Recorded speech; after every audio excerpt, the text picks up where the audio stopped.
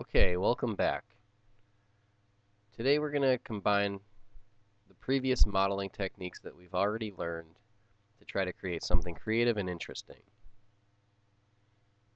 So we're going to start with a new part, and throughout this video, I'm not going to explain things as in depth as I have in the previous lessons, as this is to review what's already been done and to practice your understanding.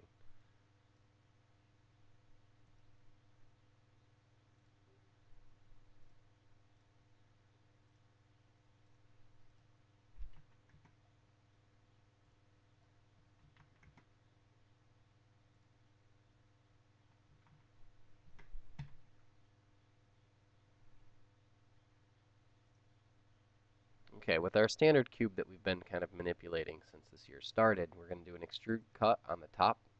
We're going to press spacebar, and we're going to look straight down at the top. I want to find the center of this. So I want to have a couple concentric circles come out of this.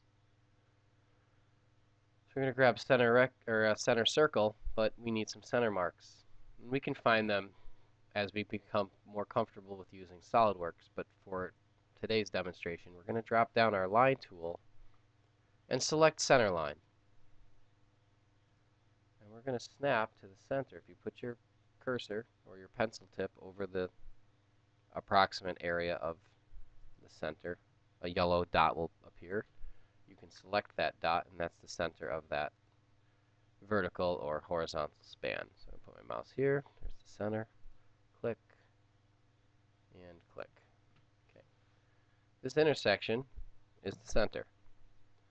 So if you grab center circle, you can see that point, snap, circle. As I said, concentric circles, meaning they share the same center, regardless of size. Okay, this is a 5-inch by 5-inch square that we're looking at. So if I were to specify this to be 5 inches, you can see that they'd be perfectly tangent. We aren't going to have it that large. We're going to try 4. That looks pretty good.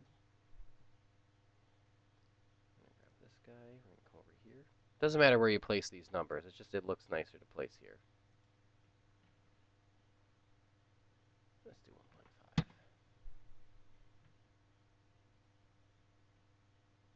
Okay. So let's just remember these numbers. We're going to have 2 concentric circles,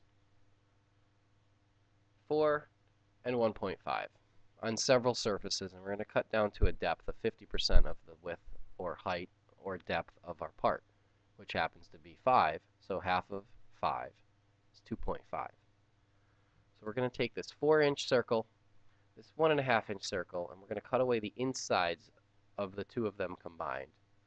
We're going to cut away down to a depth of 2.5. So we pump out. I can rotate this with my wheel if you want to see it. And I'm going to put in 2.5.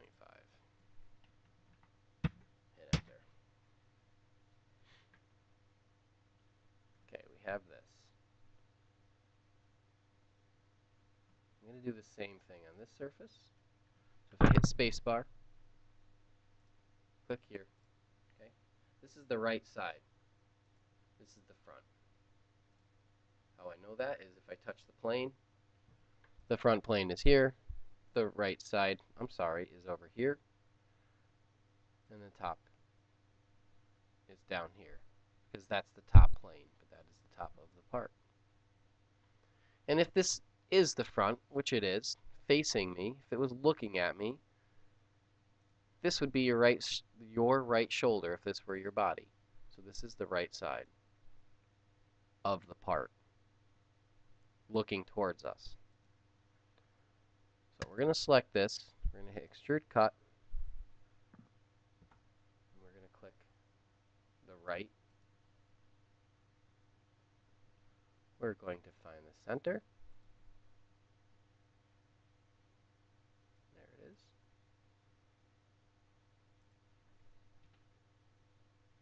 And we're going to find the center again. If you just hover over the approximate area, a point should show up. Click and click. Okay, remember our numbers, 4 and 2.5. Or was it 1.5? We should go and look. And it would also be a good way to demonstrate how to check. So at this point, this is a good opportunity to